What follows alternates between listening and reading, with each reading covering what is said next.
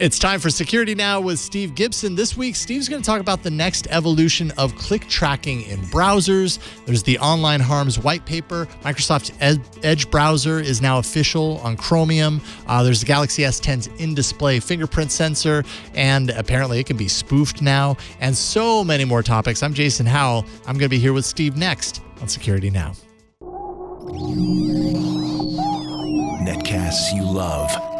From people you trust. This is Twit. This is Security Now with Steve Gibson, episode 709, recorded Tuesday, April 9th, 2019. URL ping tracking. This episode of Security Now is brought to you by Expressvpn. Protect your online privacy with one click. Yes, it's that easy. For 3 extra months free with a 1-year package, go to expressvpn.com/securitynow. And by Atlassian. Atlassian's software powers the full spectrum of collaboration between IT teams and the rest of your organization. Visit atlassian.com/IT to see what IT can be by giving their products a try for free. And by ZipRecruiter. Hiring is challenging, but there's one place you can go where hiring is simple and smart. That place is ZipRecruiter, where growing businesses connect to qualified candidates. Try it for free at ziprecruiter.com/securitynow. It's time for Security Now, the show where we talk about the latest security news happening this week. And of course, I'm Jason Howell. I don't sound anything like Leo. That's because I'm not him. He is enjoying himself on the beach, I think. But joining me, as always, every single week, Steve Gibson, the man about town when it comes to security. How you doing, Steve? Jason, great to be with you this week while Leo is basking in the sun on one of the Hawaiian islands somewhere. I'm not jealous at all. Nope, not going to be jealous. I've done Hawaii a few times. I spent the second half of my honeymoon. The first half was in Napa. The second was in was in Hawaii. And it's like, I'm not really big on the super humid tropical climb. That's sort of not my thing. I like the dry air of air conditioning. So I'm sort of looking around because that's what I have right now. You're surrounded by the dry air produced by all of the technology and gadgets that are whirring in the background. I myself love a good tropical vacation. I have not been in literally years. This Thanksgiving, we're going back to Hawaii. So we're going to get 10 days in Hawaii. So I'm very much looking forward to that. I can appreciate the dry air thing, but I need some humidity in my life. I need a break from all this dry air. That's right. So we're going to talk about when I began to assemble the news of the week, nothing really jumped out at me, but the more I looked into one of the topics, the more I thought, this really does represent a kind of an important drift, if nothing else, in the industry. There is a little known feature in URL links that we're all clicking on all the time for when we click on ads or we click on links in articles or just anything on the net, which has languished for about at least a decade, and it was finally ratified in HTML5. And the thing that popped this onto the news is that Google's Chrome browser, which we now know will be echoed unless Microsoft makes changes, and it's unexpected, in their Edge browser, which is now Chromium-based, it is removing the option to disable this. It was always enabled. It used to be disableable. Opera and Edge, as it is today, all have this enabled. Only Firefox and Brave don't. But it is sort of the ultimate in tracking our actions, like the final capitulation to any hope of resisting the idea of being tracked on the internet. It's like, no, that's the way the internet is going to work, folks. And so it's now supported officially tracking is officially supported by the HTML protocol, rather than being sort of you could argue, an unintended side effect in sort of in the way that like third-party cookies I've often talked about, how like they were never intended to be used to track us. They were cookies were meant to allow persistent sessions with the sites we were visiting, not to allow third parties where we are not visiting to track us across the internet.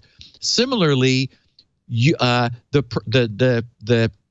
practice of redirecting our browser through redirect links was never intended to be used for tracking, but it has been subverted for that. Well, this final move, using an argument in URLs known as ping, believe it or not, has no other purpose than for tracking. That's why it's there.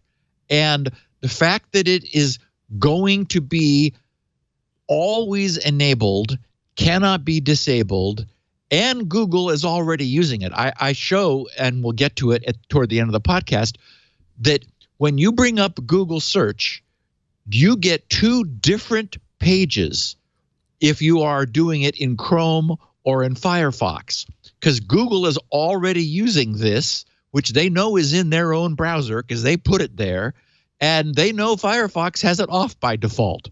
Anyway, I think that's going to be some interesting content for our listeners that they haven't come across, but we've got much more than that to talk about. We've got some more news about Microsoft's Chromium-based Edge browser. We've got the UK government's plan to legislate, police, and enforce online social media content, improvements to Windows 10 update management, news from the spoofing biometrics department, the worrisome state of, in this case, it was Android mobile financial apps, but I explained that it's probably all apps. It's just that the research was done on Android because it was easier for them to do. We've got an update on the NSA's GHIDRA software reverse engineering tool suite. Perhaps the dumbest thing Facebook has done yet, and a lot of competition. I'm sure in the same way that this network has This Week in Google, you could do This Week in dumb Facebook things. But in this case, it was done deliberately and by policy, not by anything they could claim as a mistake. So we have to talk about that because it's unbelievable. Also, an important change in Windows 10 1809, they just finally ratified as of last week. We talked about that update to Windows 10. They're changing in a significant way the default external storage caching policy. And I know that our listeners will be interested. We also have a bit of a miscellany, some closing the loop feedback. And then we're going to take a close look at this kind of sad capitulation, as the best word I have for it, creeping trend toward making tracking official rather than something that people could block if they were saying, I want to turn that off, or please don't, and so forth. It's just the way the internet's going to be. So I think lots of fun stuff for our listeners. It's just the way the internet's going to be, says Steve Gibson. Basically what you're saying is it's time to put your hands in the air because tracking is here and it's not going anywhere. It probably hasn't, it's been here for such a long time. But this just seems to be more of a cemented approach. It's also sort of like, I liken it to JavaScript, how a couple of years ago, using NoScript on Firefox, if you were kind of an old curmudgeon and you didn't like the idea of websites you just were randomly visiting running code on your browser, you could turn scripting off and then selectively turn it on if you needed it. Mm-hmm. Well, some time ago that just became impractical because websites, there was just like no websites left that would do anything without JavaScript. Mine, okay, except that that doesn't really count. So I don't have any script on my site.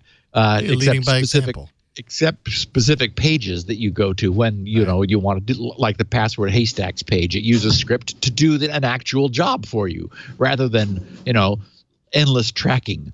Yeah. And anyway, so yeah, we will get to all that. We're going to have lots of stuff to talk about. Absolutely. A ton of stuff to talk about. First, let's take a quick break, and then we can jump into the security news of the week. This episode of Security Now is brought to you by Expressvpn. If you don't have a VPN, you should really think about why you don't, because they're gonna help you, help protect you from a lot of threats, especially if you're using public Wi-Fi. VPN is essential nowadays. And admit it, you might actually think that cybercrime is something that happens to other people.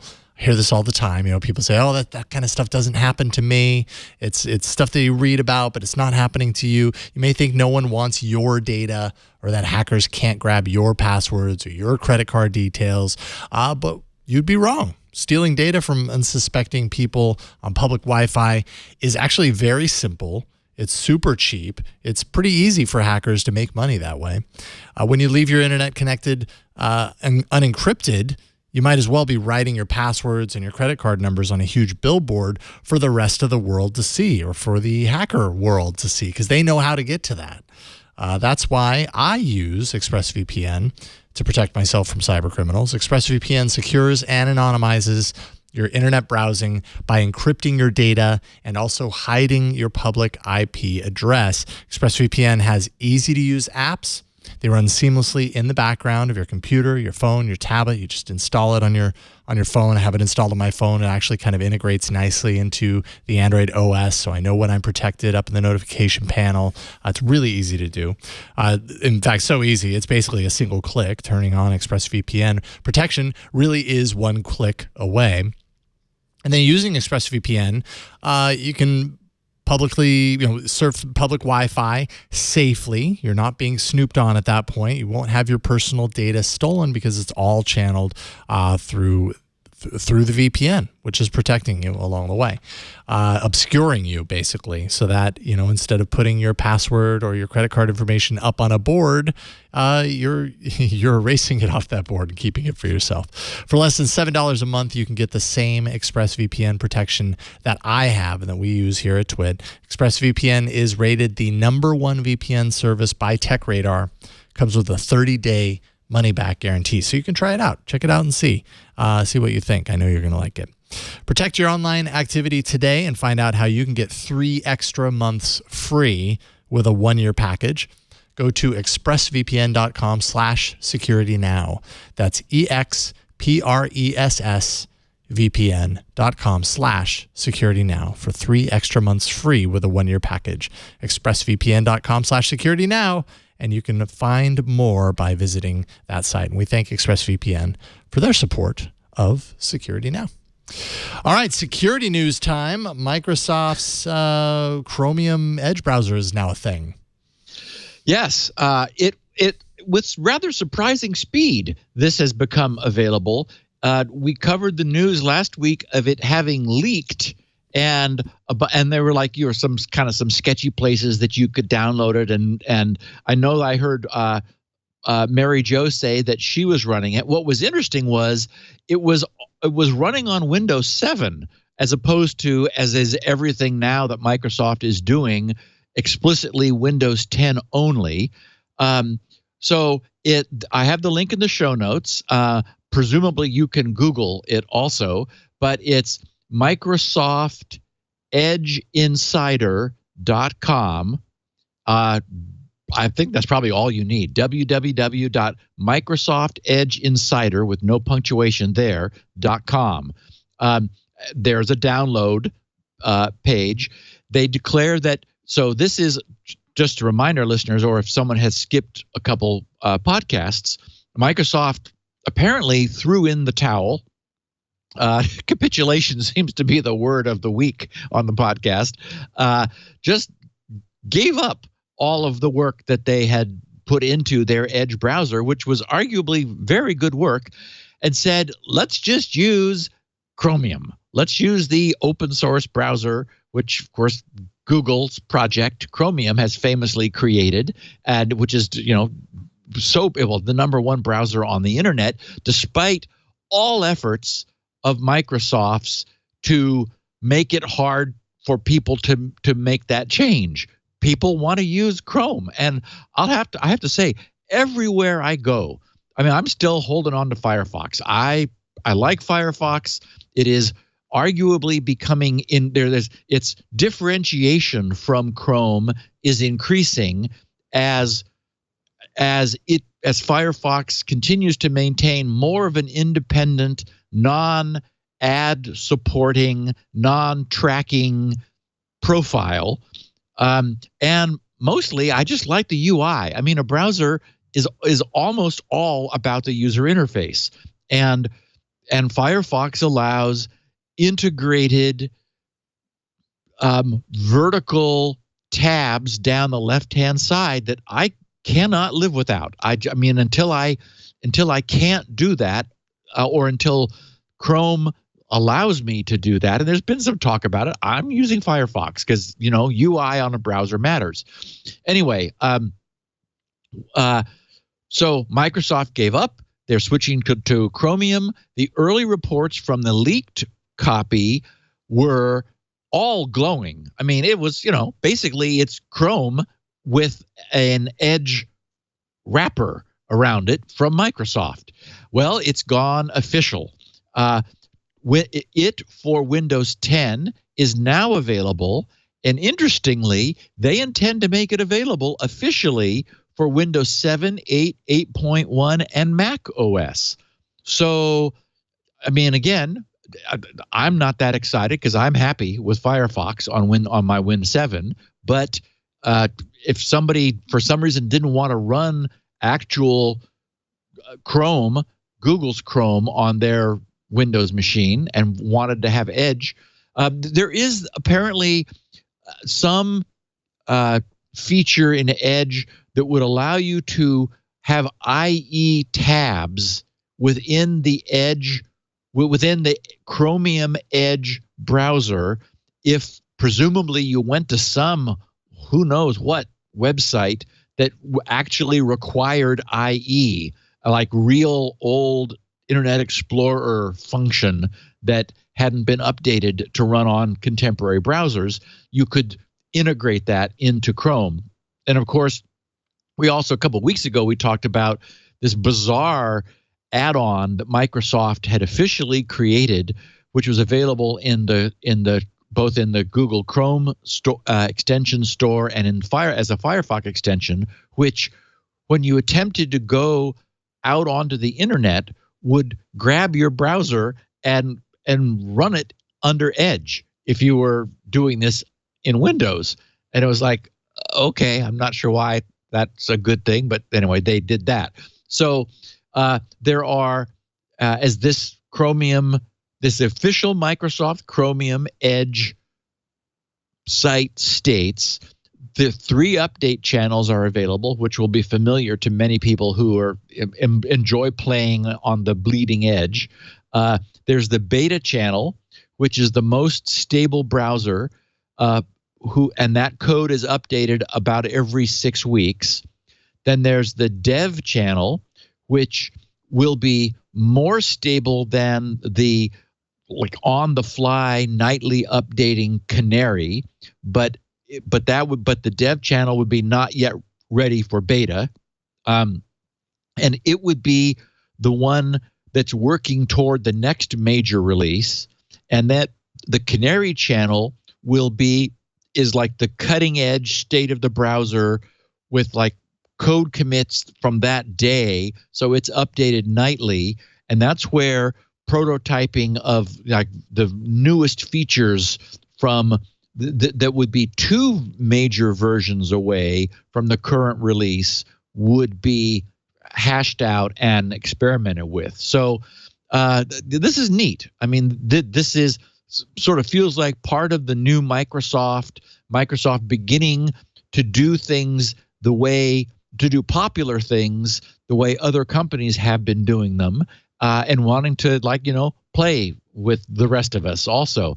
Microsoft's Joe Belfiore stated in an announcement, he said, "In these first builds, we're very much focused on the fundamentals and have not yet included a wide range of feature and language support that will come later.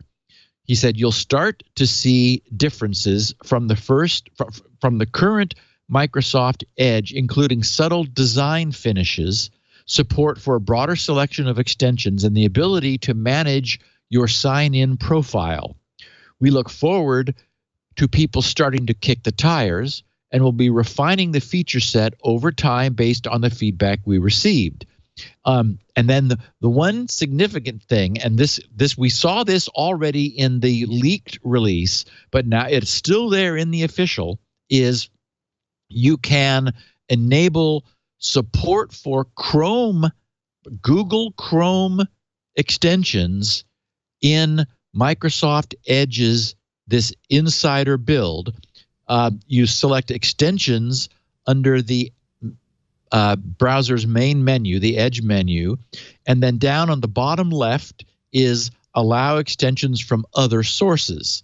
If you turn that on, then you're able to use Google Chrome extensions in this Microsoft browser. So, I guess the sense is that I guess Microsoft is hoping that this will cause fewer people to choose Chrome over Edge if they are essentially the same. I don't know. It seems to me like Chrome has such a powerfully strong positive grasp and reputation on the net now that people just like the idea of not using for some reason. I mean, I'm amazed everywhere I go. I see that little Chrome logo in people's, on their desktop or down in their quick launch area of Windows, and it's like, okay, well, it's obviously prevalent. So it'll be interesting to see in terms of share what happens. There was a really interesting chart that I saw as part of this news that showed all of the Google specific features which Microsoft had ripped out of their version of Chromium for Edge. I mean, it was like 4 columns of 20 items each. It was pretty much everything. And again, naturally Microsoft doesn't want to be promoting Google properties in their take on Chromium, but they really did have to. There was a lot that is there in Chrome that will not be in Edge. And actually, maybe that sort of answers my question. If people want those things, they're not in Edge, the Edge version. They're in the Chrome version. So, do you think that this like transition is the type of thing that tech, like people who follow tech, might actually notice, but the everyday Microsoft Edge user is going to be completely oblivious to? I agree. I don't think they would have any way of recognizing that that's what's going on. Yeah. Certainly, developers will care. Sure. Because suddenly Edge will be able to run Chromium extensions. In fact, it does run the work in progress Squirrel login extension right now. So the Squirrel project just got another major browser that it's compatible with. So that's an example of probably more than anything, that may be one of the big benefits, is that we know how incredibly popular browser extensions are. People want to customize their browser in all kinds of different ways. I mean, I run with a bunch of extensions in Firefox that like the one that gives me the sidebar of vertically oriented little tiny tabs, so I can have 400 open. Oh, you're one of those. I have a scroll bar on my tab column. How do you do that? I don't even understand. I don't understand people with that many tabs. It breaks my brain. Anyway, so it may be that's the hook. Yeah. Is that you'll be able to use that rich extension library in Edge And so like there was no way, like, Microsoft tried to replicate that and it just didn't happen. It's like Paul talking about the Windows Store and just how pathetic it is, how awful the apps are there. Microsoft keeps trying to like copy Apple with iTunes, and like, oops, that didn't work. And here again, they like tried to create an extension experience for Edge, and no one cared. They just used Chrome because all the extensions that they wanted were there. And so Microsoft said, okay, fine, we'll just put Chrome inside our Edge wrapper, and everyone can use the extensions that they want, and maybe we won't lose so many of them. Yeah.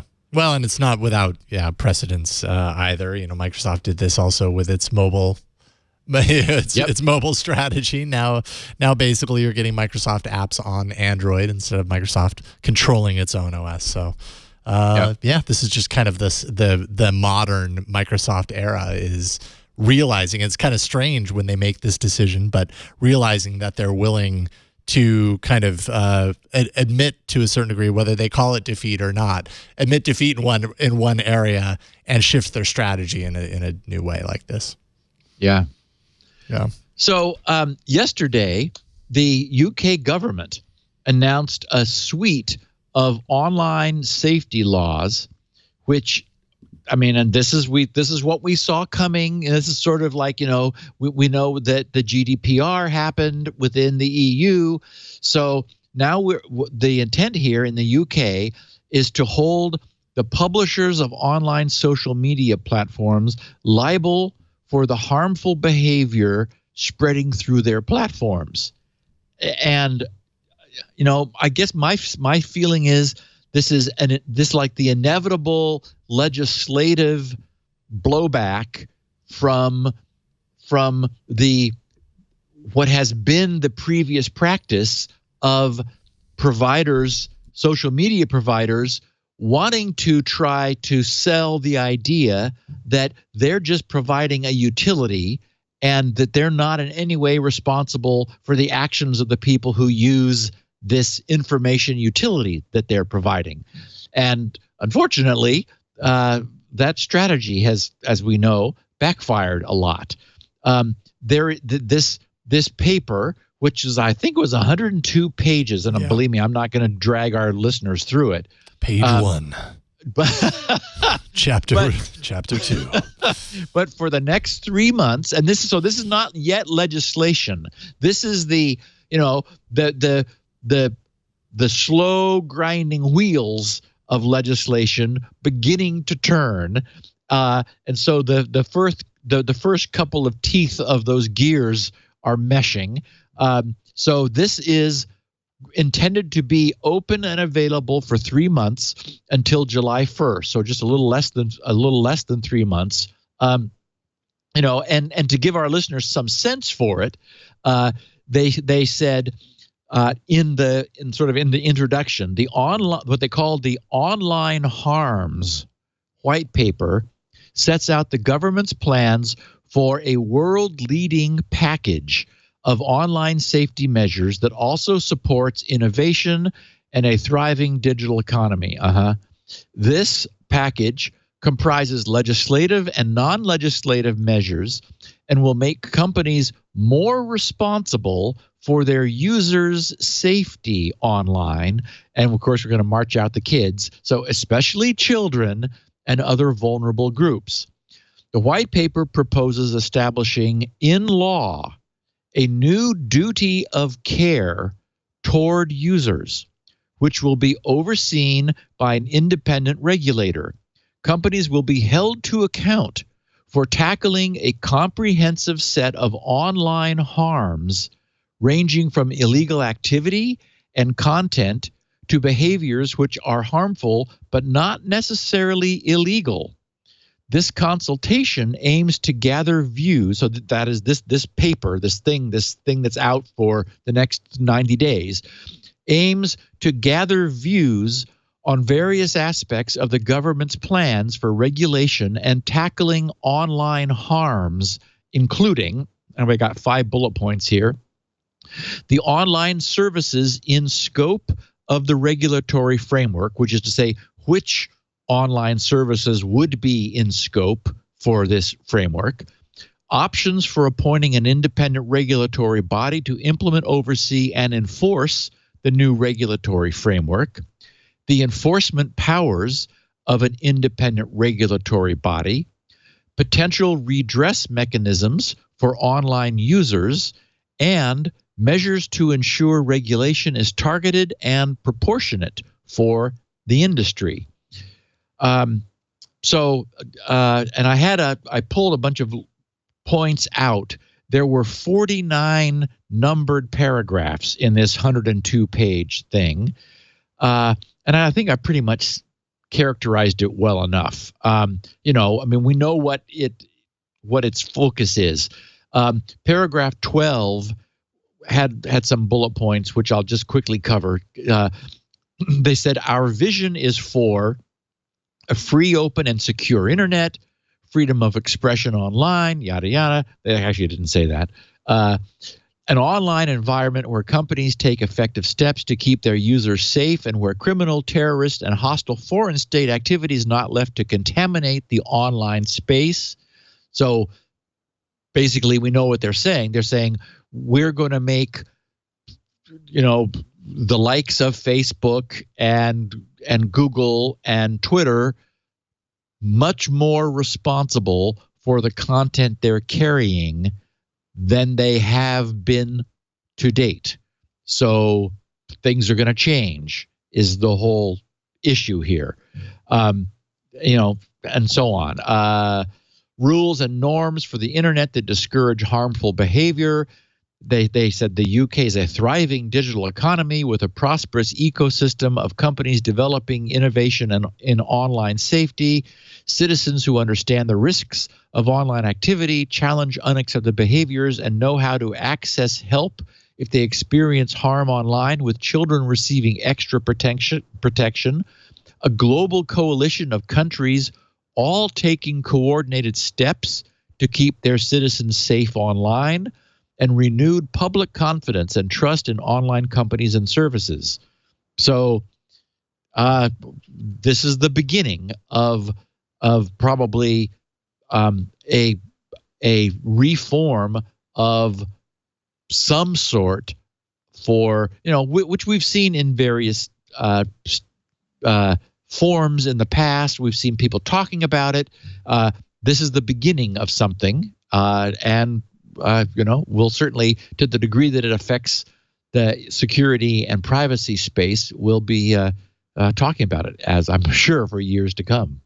Yeah, and I'm always curious on something like this, or at least, in the past short term with GDPR and all these other things that are happening overseas around privacy and protection and security, how this ultimately trickles down to places outside of the UK, because that creates a very large, not impossible, I imagine, but a large hurdle for technology companies to be heavily regulated in one area and not in the other. Maybe it's just easier for them to roll it out to everyone. You know what I mean? Well, and Jason, you can't go anywhere now without acknowledging cookies. Yeah. Everywhere you go, you have to say, yes, okay, fine. I know I use it. Perfect point. So that's hit the entire globe. Yep. Because of GDPR saying, we're going to sue your pants off unless you let people know you use cookies. Well, everyone does. Mm-hmm. So it's like, what? It's like, look, we have a web page. Yes. Fine. I clicked. I acknowledge you. I acknowledge you have a web page. That's why I'm here. Oh. I acknowledge that when I hit enter on the search query. Right. Yeah. Oh. Yeah. Yeah. It'll be interesting to see how this plays out. And as I think the cookies example is the perfect example, right? Like through this, at least here in the US, we in essence have become somewhat desensitized to what that actually means, what that acknowledgement, by clicking OK actually means. It makes it very easy for those regulations. We hear about regulations in the US, all the time now as relates to technology companies. It makes it even easier, less of a hurdle for those efforts to roll out over here in a more official sense. So probably the same could be said about this if and when it becomes what it is. Well, And it's just cluttered our browsers with visual spam. The fact that you go to a site and you have to acknowledge that they're using cookies. In fact, they did when I was researching this story, the UK government site put its banner at the top and had me click on it to acknowledge that it was improving my experience online. It's like, no, you're not. You just made me click this. That did not improve my experience online. Sorry about that. And the fact that I clicked it to acknowledge that it improved my experience, well, you gave me no choice. You must like this. Click here to like this. Yes. Yeah. Yes. So I just, thank goodness, suffered through the Windows 10 1809 update this morning. It took several hours on this system that I'm talking to us on. And that's why I'm saying I was holding my breath that it was going to finish in time for the podcast, because it sat at 18% for like a long time. Oh. And I thought, okay, this better not be proportionate, or I'm not going to be talking to our listeners today. Yep. I mean, I would have scrambled around and set up Skype somewhere else, but that would not have been fun either. Do it from your phone. And as we said, we just last week, this very laboriously, troubled, this was the October 2018 update, which was so fraught with problems that only last week did Microsoft finally decide that they had consensus from all parties and sort of at this point permission to try again and to roll it out. So the point is that next month, so much time went by that it's supposed to be twice a year, right? Every 6 months. Well, next month is, in May is the next one. We're already there. So what's interesting is that in a very nice change, I think, they are going to what they're calling an improvement to the Windows 10 update experience with control, quality, and transparency. Last Thursday, on the 4th of April, Mike Fortin, who's VP of Windows, he said, in previous Windows 10 feature update rollout, so those are the semi-annual, right? The twice a year. Not the monthly security fixes, but these are like, oh, we got a whole bunch of new stuff for you. Whether you want it or not, we're going to make you take it, by the way. But the feature rollout, he said, the update installation was automatically initiated on our device once our data gave us confidence that devices would have a great update experience. That's right. That's a great experience. Beginning with the Windows 10 May 2019 update, so that's next month, users will be more in control of initiating the feature OS update. So basically it's going to be on demand to some degree. They said he said we will provide notification when an update is available and recommended based on our data, but it will be largely up to the user to initiate when the update occurs. But again, with limits, as we'll see. When Windows 10 devices are at or will soon reach end of service, Windows Update will continue to automatically initiate a feature update. Keeping machines supported and receiving monthly updates is critical to device security and ecosystem health. We are adding new features that will empower users with control and transparency around when updates are installed. In fact, all customers will now have the ability to explicitly choose if they want to update their device when they check for updates, or to pause updates for up to, wait for it, 35 days. Okay, so not 365, 35. So Okay. He says, we're taking further steps to be confident in the quality of the May 29 update. And you can imagine that's true after the fiasco of the previous October 2018 update. He says, we will increase the amount of time that the May 29 update spends in the release preview phase. We will work closely with ecosystem partners during this phase to proactively obtain more early feedback about this release. This will give us additional signals to detect issues before broader deployment, all of which they failed to do last time, of course. We are also continuing to make significant new investments in machine learning technology, so they're bringing AI in, to both detect high-impact issues effectively at scale and further evolve how we intelligently select devices that will have a smooth update experience.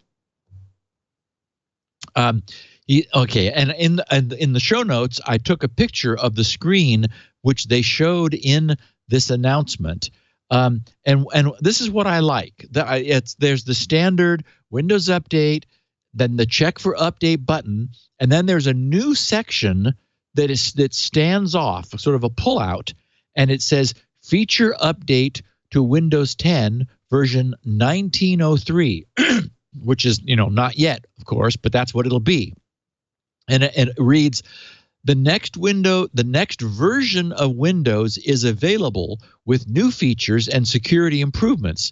When you're ready for the update, select download and install now. And then there's a link to do that. So I really like that. So that's what this does, is it removes it from the news appearing on your screen that, oh, we've just started a multi-hour process of giving you a bunch of new features you didn't ask for, and you can't use your machine in the meantime. They've switched it to, we've got new stuff available for you. Click here when you're ready to get it. Unfortunately, you still have to have it. It's not like they're making this entirely optional for a long period of time. Looks like it's up to a little over a month that you can postpone this. And also only when you go to manually check for updates. So I guess this is intended for advanced users or update and security conscious users who do go to proactively see whether their system is up to date. Then they will receive the news that, oh, look, I am, this, in this case, the 1903 Windows 10 feature update is now ready, deemed ready for for this machine I'm using. I'll kind of keep that in mind for when I don't need to use the computer for a few hours, and then let her rip. So anyway, nice to see some improvements in, clearly that Microsoft is understanding and listening to some of the feedback that they're getting about this, because, I just did this. I just went to 1809, and like I said, I was terrified. It had the morning basically, and it took it. So what is that rule that no matter how much time you have, you will always fill it with the right amount of work or the amount of work that you have? Apparently Microsoft is adhering to that closely as well. That's right. Yes, you were brave to do the update before the show, but you made it. That's the point. Yeah, I did. I'm here. You're here. Should we take a quick break and then get into more of the security topics of the week? Let's do it. All right. And I think it's a good time because I scrambled, I got my Galaxy S10 because I know this is coming up next. We've got a story that involves the S10. But first, let's take a minute to thank the sponsor of this episode. This episode of Security Now is brought to you by Atlassian, a collaboration software company that empowers IT teams around the world. And staying competitive, cloud-based world is super competitive right now, and it's just more and more filled. The competition just doesn't go away. It requires IT teams to plan and execute faster than ever. You know that pressure, because today's applications are more complex than ever. Incidents often require open, agile, and smart coordination between operations and software development teams. So expectations are high. Of course, the stakes are high, and it's IT that's right there at the center. Falling short inside of business-critical workflows just isn't an option. Enter Atlassian, the company behind Jira, whose software tools are designed to manage complex collaboration. We use Atlassian tools here at Twit. We sample a lot of the offerings, because there are so many ways that it can really improve the organization. Get this, it's not just for developers. Atlassian offers an affordable, reliable suite of tools for teams of all sizes, from DevOps to Agile, IT apps to Ops to ITSM, and whatever's next. Atlassian provides the technology backbone to help modern IT organizations plan, service, and support the kind of change that propels the business.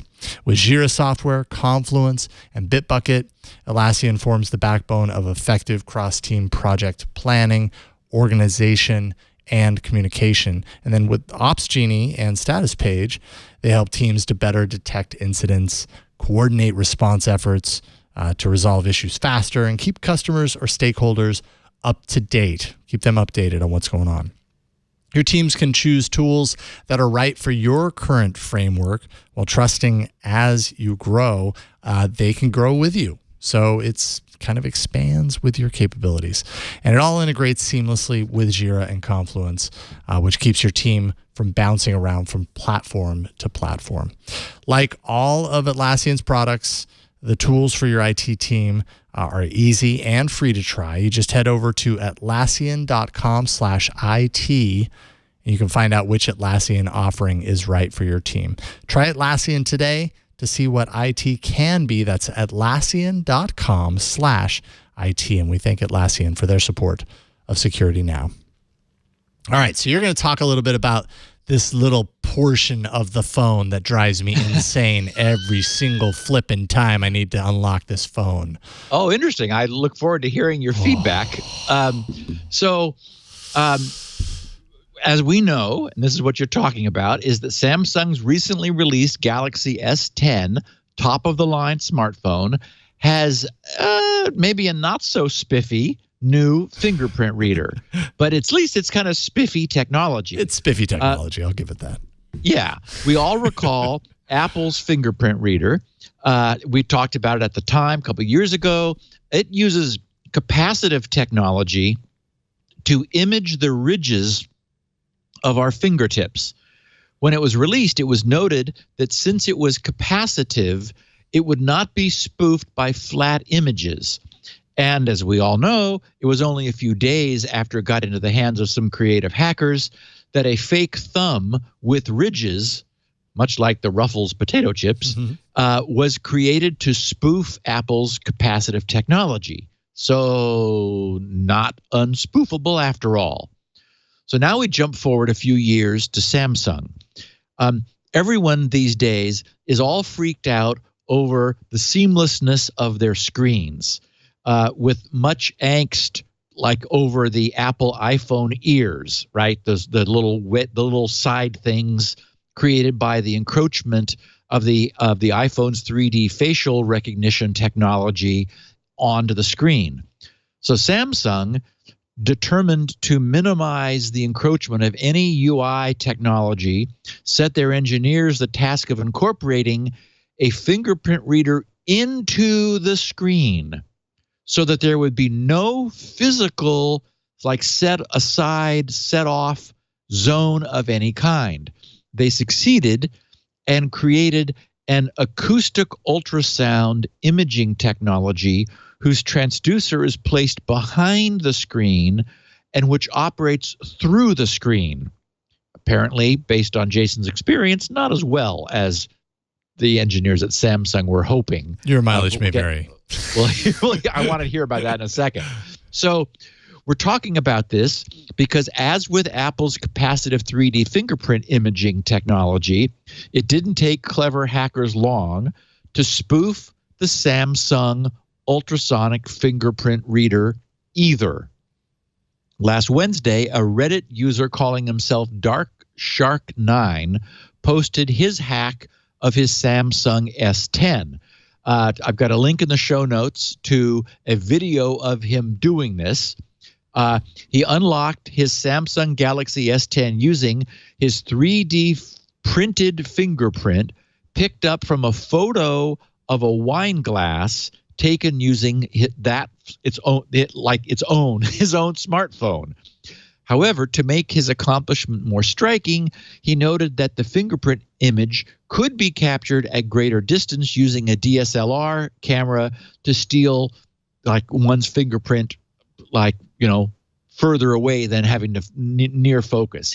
So reading from what he wrote, he said, "I pulled the image into Photoshop and increased the contrast and created an alpha mask. I exported that over to 3ds Max and created a geometry displacement from the Photoshop image, which gave me a raised 3D model of every last detail of the fingerprint. I popped that model into the 3D printing software and began to print it." He says this was printed using an Anycubic Photon LCD resin printer, which is accurate down to about 10 microns. He said in Z height, 45 microns in XY, which is more than enough detail to capture all the ridges in a fingerprint. He says it printed perfectly. And he said print time was only around 13 minutes. Wow. He said it took me 3 prints trying to get the right image height. And he said in parens, and this is typical, he says, "I forgot to mirror the fingerprint on the first one," meaning, you got to flip it over because what you're pushing against the screen is the reverse of the image that was taken when you look at the fingerprint that you've asked to be printed. But he said, "But yeah, third time was the charm. The 3D print unlocks my phone, in some cases, just as well as my actual finger does." So, where does this take us? My feeling is we could attempt to make the recognition process much more robust. So both fingerprint readers have been spoofed. We know that Samsung's face recognition was spoofed. Although it is more difficult to do, Apple's Face ID has been spoofed with a fake 3D face model. So these are not unspoofable technologies. We could go to further extremes to make the process more robust and less spoofable. In the case of a fingerprint reader, we could run a weak AC signal through the fingerprint tissue to determine its impedance. That would be much harder to spoof. All existing spoofs would fail that test. Or we could send several different frequencies of light into the finger and determine some measure of relative spectral tissue absorption. We could also watch that over a span of time, like a span of a few heartbeats, to detect capillary pulse using I can't ever say this. I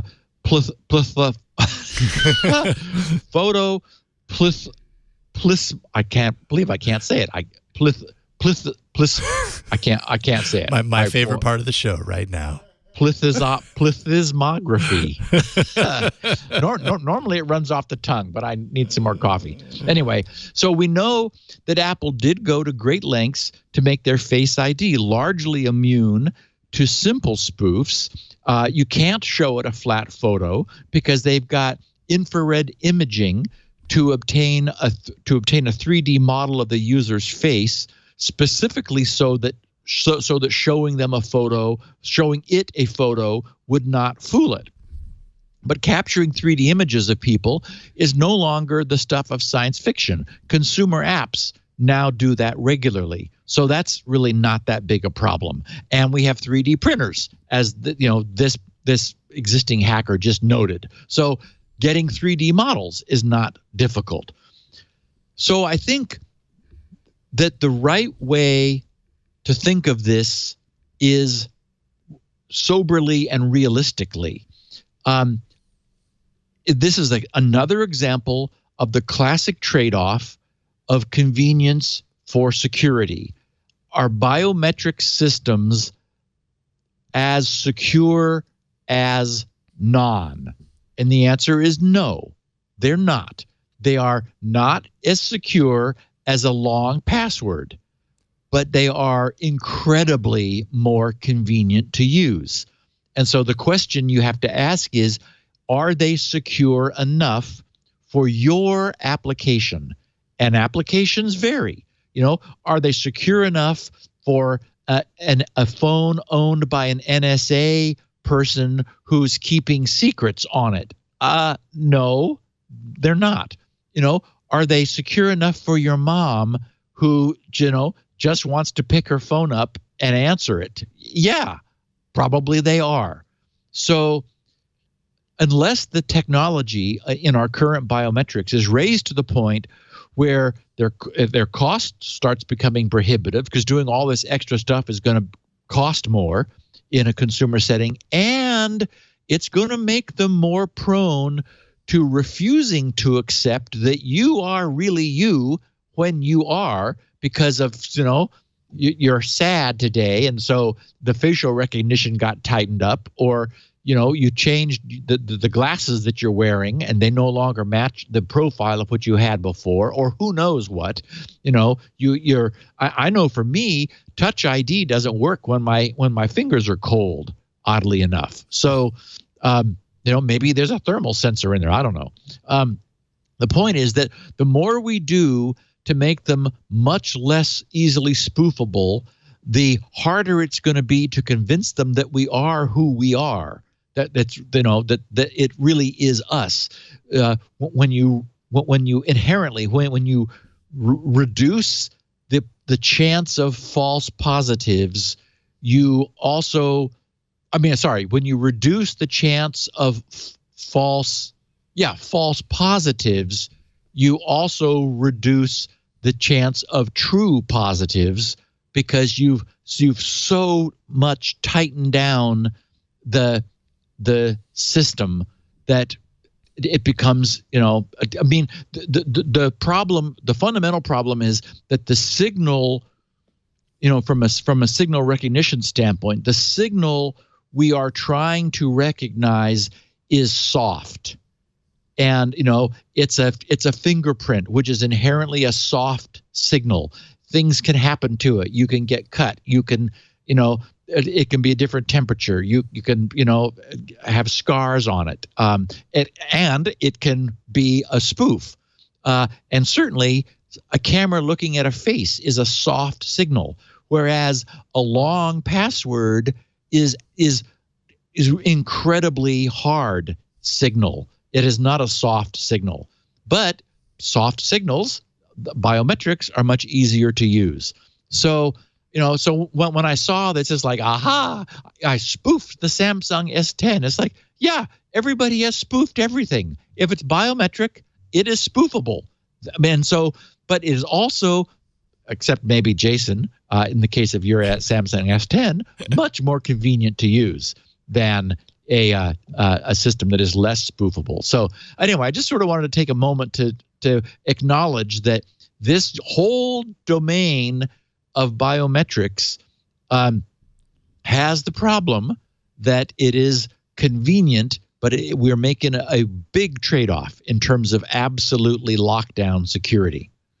So tell us about your S10. Well, I just want to add to that real quick. What you're saying as far as biometrics, increasing the accuracy means that we're less likely to get in at a convenient rate is essentially how I take that. One of the things that I've always wondered is, okay, so we've got face scanning, we've got iris scanning, although the S10 got rid of the iris scanner. We've got fingerprint sensors. So we've got multiple biometric aspects. Why not combine them so that you have kind of a combined effort of more likelihood that it knows it's you. Oh, well, the face scan matches, so does the fingerprint, therefore much more certain that this is the person who, it claims to be. But what you're saying there makes me realize why that's probably a bad idea, because the more you do that, the more variables, the more kind of room there is for it to get it wrong. And, the worst case scenario would be that you could never get it 100% right and you're locked out of your phone entirely because there's no way to get in because you can't get both of them to sync or to happen at the same time. So maybe that's not a good idea, but that always seemed to be, to me, the obvious direction is, well, they'll just combine them. I'm already used to putting my finger on the fingerprint scanner. And if I'm already looking at my phone, then use both of those data points and let me in. But it's probably much harder than that. For years, the access to my data center, where I have a physical rack of servers, it used a biometric hand reader, which was looking at the physical size of the fingers of my hand, and so it had like pegs, and you'd stick your hand in it, and then it looked down on it and measured my finger sizes. And so you wonder, with all the technology that Apple has, and the fact that they've got this 3D, multi-point scanner, if you couldn't, show it your face and then also hold your hand up and let it measure your hand and decide if that's all, get like an additional factor for you. Well, it's interesting that you mentioned that. The LG G8 ThinQ is a new phone that LG showed off, and it has vein detection where you hold your hand over the front-facing camera. And so it's similar to it. It's not quite the same, but it actually authenticates around the veins in your hand and your wrist. That's probably a pretty good signal, because, that's going to be like very unique from one person to another. Probably so. A little bit of social education, educating the users around not feeling ridiculous holding their hand over their phone. But maybe that ends up being a more secure direction to go. I don't know. But as for the fingerprint sensor on the S10, I would just say my frustration comes out of the fact that just on a daily use basis, because it's in the display and it's kind of hidden down here, It takes a little bit of time. It's not immediate the way I'm used to with like a Pixel where I know exactly where my fingerprint goes. Right. It's just not as consistent as I'm used to. And so more often than not, I end up doing 2, 3, 4 touches and then entering my PIN to get in. And that's just so much time spent when it works the other way. And so it's just kind of frustrating over time. Do the apps draw a circle and show you where on the display the sensor is? Yeah. So at least where to put it?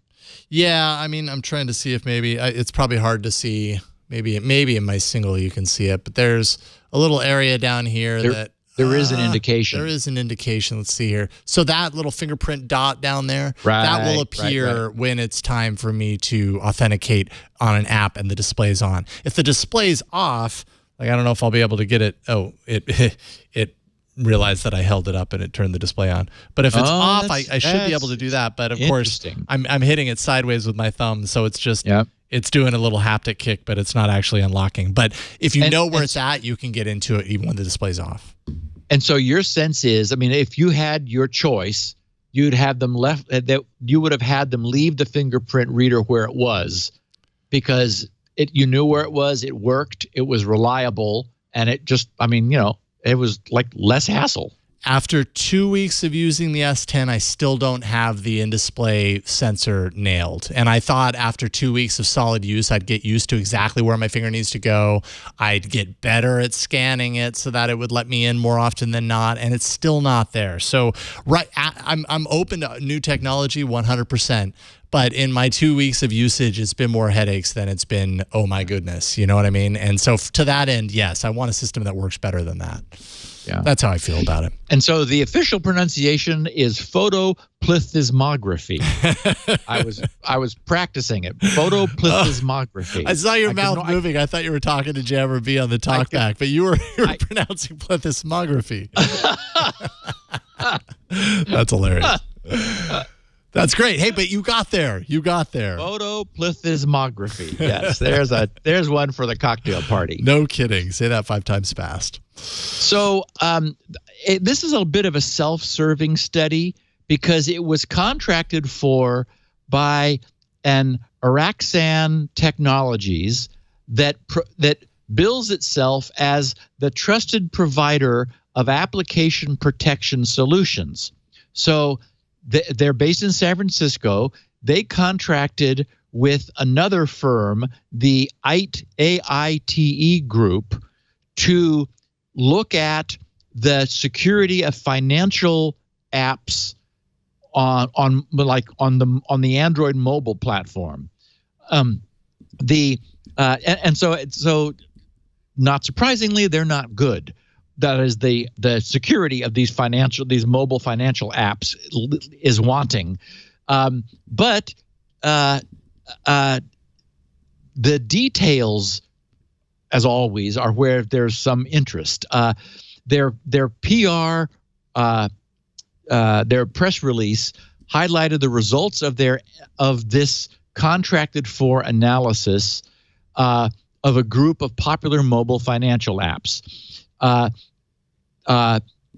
Their PR, their press release said that the discovery of widespread security inadequacies and protection failures among consumer financial applications, leading to the exposure of source code, sensitive data stored in apps, access to back-end servers via APIs, and more.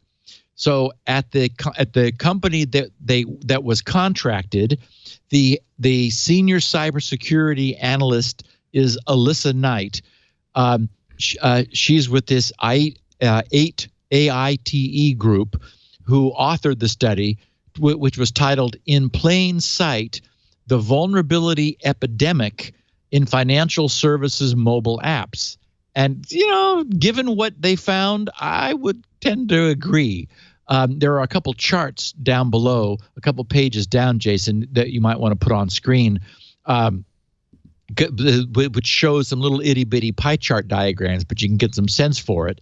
So Alyssa Knight examined the mobile apps of 30 financial institutions downloaded from the Google Play Store across 8 financial sectors, including retail banking, credit card, mobile payment, cryptocurrency, HSA, retail brokerage, health insurance, and auto insurance, using tools readily available on the internet. And of course, those now include the NSA's GHIDRA that we'll be talking about next. Knight found nearly all of the applications could easily be reverse engineered, allowing access to sensitive information stored inside the code, such as improperly stored personally identifiable information, account credentials, server-side file locations, server-side file locations, API keys, live deployment, and QA URLs used by the developers for testing the apps. In other words, these things weren't even beginning to be securely designed or designed to impede their abuse. The research highlights a systemic lack of application-appropriate protection, such as application shielding, threat detection, encryption, and response technology across financial services. Analysis of the mobile financial industry applications highlighted major deficiencies in application design, including easily reverse-engineered code that exposes serious vulnerabilities, including in-app data storage, comprised data transmission due to weak encryption and insufficient transport layer protection, and malware injection and tampering. The 8 groups' key research findings included lack of binary protection. 97% of all apps, which suggests that they found one that had it, because that would be 3%, so that would be one of the 30 that they looked at, tested, lacked binary code protection. So one of them had it, making it possible to reverse engineer or decompile the apps, exposing source code to analysis and tampering. Unintended data leakage. 90% of the apps, so that suggests that 3 out of the 30 had it, 27 didn't. Tested, shared services with other applications on the device, leaving data from the financial institution's app accessible to any other application on the device. Whoops. Insecure data storage. 83% of the apps tested insecurely stored data outside of the app's control. For example, in the device's local file system, external storage, and copy data to the clipboard, allowing shared access with other apps, and exposed a new attack surface via APIs. In 80% of the case, they found weak encryption that is weak implementation of encryption algorithms, or incorrect implementation of a strong cipher, allowing adversaries to decrypt sensitive data and manipulate or steal it as required. And 70% of the apps used an insecure random number generator, making the values produced easily guessed and hackable. And of course, the need for high quality entropy in applications is something we have talked about many times. Alyssa Knight, who did this analysis, wrote, during this research, it took me 8.5 minutes on average to crack into an application and begin to freely read the underlying code, identify APIs, excuse me, read file names, access sensitive data, and more. With financial institutions holding such sensitive financial and personal data and operating in such stringent regulatory environments, she wrote, it is shocking to see just how many of their applications lack basic secure coding practices and application security protections. The large number of vulnerabilities exposed from decompiling these applications poses a direct threat to financial institutions and their customers. These resulting threats ranged from account takeovers, credit application fraud, synthetic identity fraud, identity theft, and more. She said it's clear from the findings that the industry needs to address the vulnerable epidemic throughout its mobile apps and employ a defense-in-depth approach to securing mobile applications, starting with application protection, threat detection, and encryption capabilities implemented at the code level. Of all the findings, the most shocking was, without a doubt, she writes, the SQL queries exposing information on the back-end databases hard-coded into the app, along with the private keys being stored unencrypted in different subdirectories. So, yikes. In other words, these readily reverse engineerable apps are using readily discoverable private keys to access sensitive financial institution back-end databases via poorly encrypted SQL query credentials. So we don't know anything about the security or accessibility of the back-end databases, but if the same developers who implemented the front end had anything to do with the back end, it doesn't look good. We've got no reason to believe at this point that the companion iOS versions of these apps are not every bit as poorly designed. As we know, iOS is more tightly closed, but it's now standard practice for a common code base to be used across multiple target platforms with only the UI customized for the particular platform. On the other hand, if the attacks are against financial institution backend databases and services, going through the Android version of the app would likely be quicker and easier, since, as we know, Android is deliberately open, which is one of its, benefits for those people who would prefer to use an open source platform.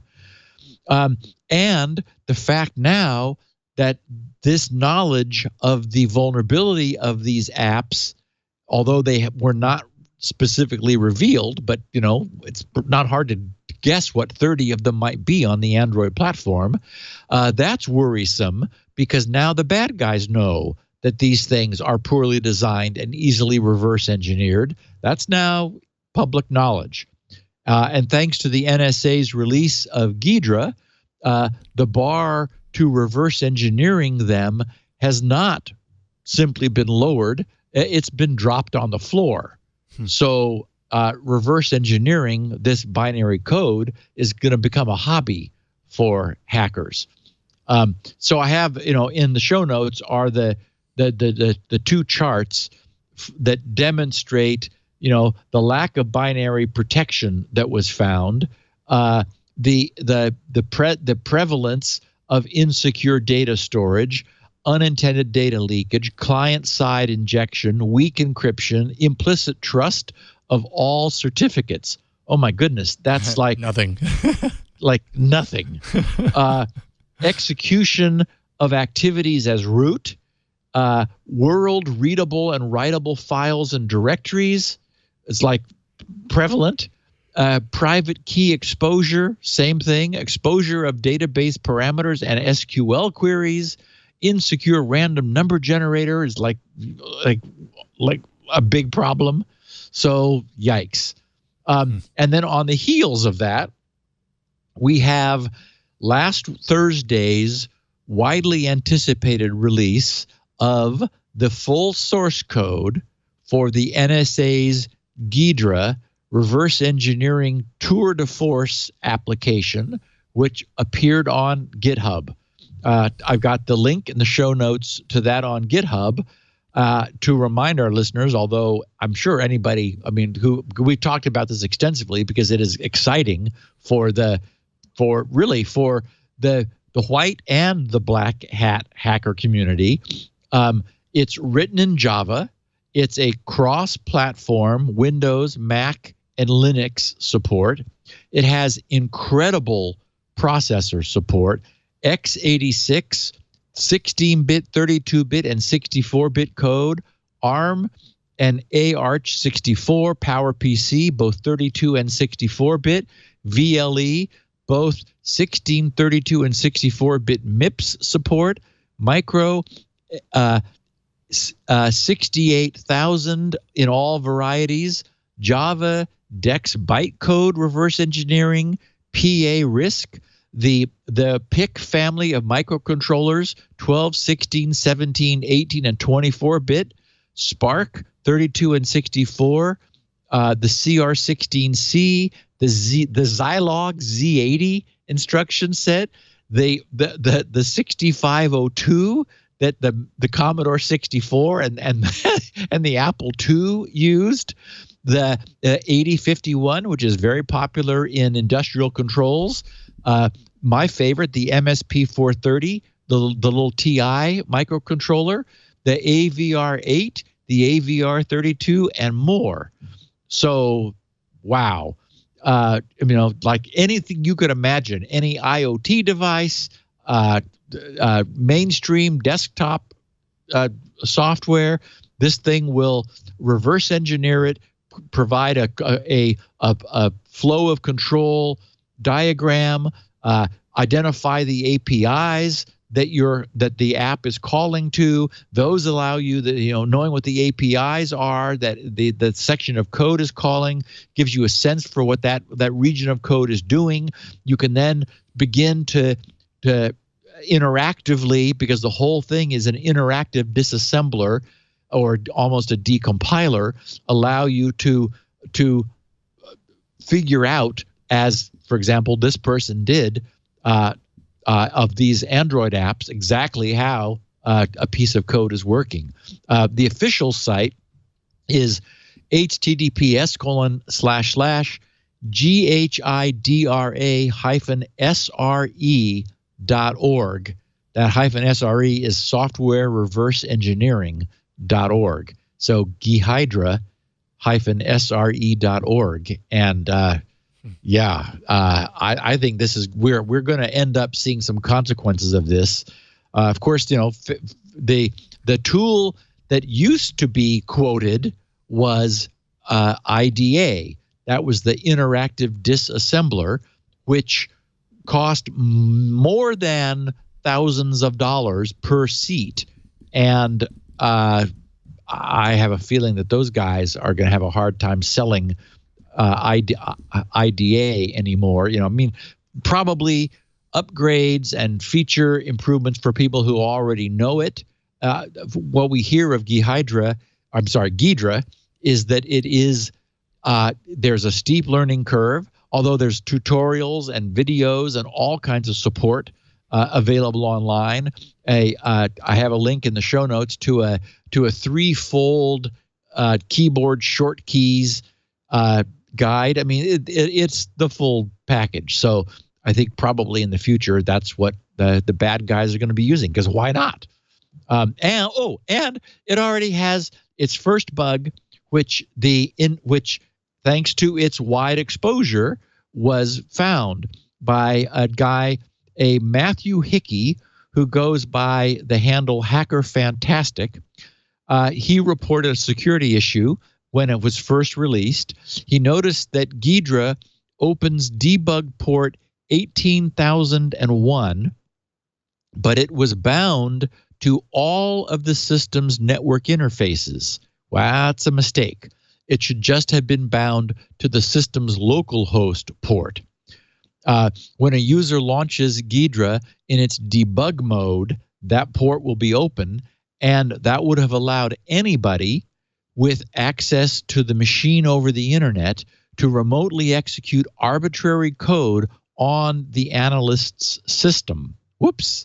So that got fixed. So that's, you know, the benefit. You know, the NSA just got a benefit from their posting this thing on GitHub and making it widely available. So again, props to the NSA. I've not had a chance to play with it. My world doesn't require much reverse engineering. I'm normally doing forward engineering, as our listeners know. But I think we're going to be seeing the fruits of much more readily available reverse engineering in the future.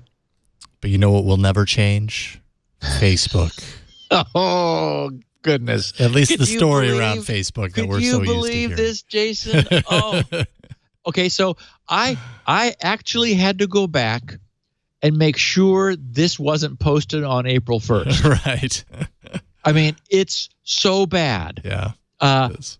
And even though it's of Facebook, I can still hardly believe that I'm saying this. Facebook last week was actually asking some of its users, I mean, with a straight face, to verify their identity by providing their private email address password. I'm not kidding. I have a screenshot. It's actually the picture of the week at the top of the show notes, but I have it also here of a screenshot of this, which has been confirmed. Daily Beast wrote about it. It was picked up by the tech press. Facebook has confirmed it. So users at some point while using Facebook, this was an interstitial that would pop up. It says, confirm your email address. Okay. It says to continue using Facebook. I can't believe this is not malware. To continue using Facebook, you'll need to confirm your email address. because you signed up with, and this is it's blotted out in the screenshot because it was a real email address, in this case it was gmx.net was the email provider. You can do this you can do this automatically through gmx.net. And then it shows in this form, your email is already there, whatever it is, at gmx.net. And then the next field says email password and a blank where the user is being asked to give Facebook their email password, which is none of Facebook's business. And nobody else has ever asked this, as far as I know, anywhere. But why not? But don't worry, they're not going to hold on to it. Don't worry. That's right. So you could trust us. And so you fill that in, and then there's a button, connect to gmx.net. That is, in other words, instructing Facebook to log in as you to your gmx.net, in this case, email, to make sure that the password you gave Facebook works. This is not that I cannot pronounce plethysmography. This is that I'm speechless in this case. It's unbelievable. Daily. Yeah, I mean, and somebody in chat actually poses the question that would be the alternative to this. Is it Shops, I think, in chat? Says, why would they simply not send a message to the email account you gave them and have you confirm that you received it? Which is what we see 9 times out of 10 anyways. That's what everybody does. Everybody else in the world does. Yes. It's like, please go to your email. You will find a link from us. Click the link to confirm that you are the owner of this email account. Right. It's like, well, so weird. It's so weird. The thinking is so bizarre. You have to wonder, at Facebook, what process could a company of their size have that would allow? I mean, it's one thing like for some idiot to developer person to propose this, but for his boss not to say, what? Wait a minute, you don't do that. What? There's somebody on staff that must have thought that. Wait, you're not supposed to do this. This is what malware does. The Daily Beast wrote, just 2 weeks after admitting it stored hundreds of millions of its users' own passwords insecurely. Remember that I didn't even cover it on the podcast because it was like, okay, why? Who can keep up with all of the shenanigans of Facebook? But we learned that Facebook employees were able to look at their users' Facebook logon passwords that were stored unencrypted at Facebook. Anyway, Facebook, 2 weeks after admitting it stored hundreds of millions of its users' own passwords insecurely, Facebook is demanding, and this is Daily Beast words. It's a little strong in my opinion, demanding, but okay. Some users fork over the password for their outside email account as the price of admission to the social network. Daily Beast says Facebook users are being interrupted by an interstitial demanding they provide the password for the email account they gave to Facebook when signing up. And then they quote what I just read from the dialogue. And then small print below the password field promises Facebook won't store your password. But the company, writes the Daily Beast, has recently been criticized for repurposing information it originally acquired for security reasons. In a statement emailed to the Daily Beast after this story was published, Facebook reiterated its claim it doesn't store the email passwords. But the company also announced it will end the practice altogether. Oh, gee.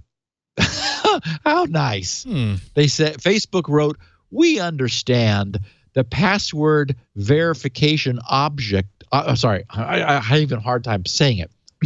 We understand the password verification option isn't the best way to go about this, so we are going to stop offering it. Oh, we're going to stop offering you the option to tell us your email password. Gee. Thanks. So nice of you. Uneffing believable. But not at all surprising. Oh, Lord. Time for our last break, Jason. Okay. And then we will continue. All right. Excellent. Let's take a break. And we will thank the sponsor of this episode of Security Now. This episode is brought to you by ZipRecruiter. Hiring used to be hard. It's always been kind of difficult finding the right people for your business, getting the message out there, multiple job sites, stacks of resumes, confusing review process. Today, hiring can be easy, and you only really have to go to one place in order for it to be that easy for you to get it done. That place is ziprecruiter.com/securitynow. ZipRecruiter sends your job to over 100 of the web's leading job boards. But that isn't all that they do. That in and of itself would be a lot of work that, a lot of time they'd be saving for you, but there's a whole lot more included. With their powerful matching technology, ZipRecruiter scans thousands of resumes to find the people with the right experience and invite them to apply to your job. As applications come in, ZipRecruiter is analyzing each one and then will spotlight for you the top candidates so you never miss a great match. Because sometimes you're overwhelmed with options, right? If you post a job, you get a lot of applicants. Sometimes it's difficult to know exactly what is the cream of the crop. When you've got a number of them that are all looking good, you want to get the best of the best. ZipRecruiter is so effective that 4 out of 5 of employers who post on ZipRecruiter get a quality candidate through the site within the first day. And I know secondhand, at least. I don't own a business. I've never hired someone myself, but my wife, she owns a business. She's used ZipRecruiter to put her job out there. Got a ton of resumes. It did not take long. She said the process was super straightforward and super easy. And she had great things to say about her experience with ZipRecruiter and hiring from them. So you can too if you have a business. This is going to save you a lot of time and a lot of headache as well. Right now, Security Now listeners can try ZipRecruiter for free. Just go to our exclusive web address. It's ziprecruiter.com/securitynow. You can show your support for this show and ZipRecruiter by going to ziprecruiter.com/securitynow.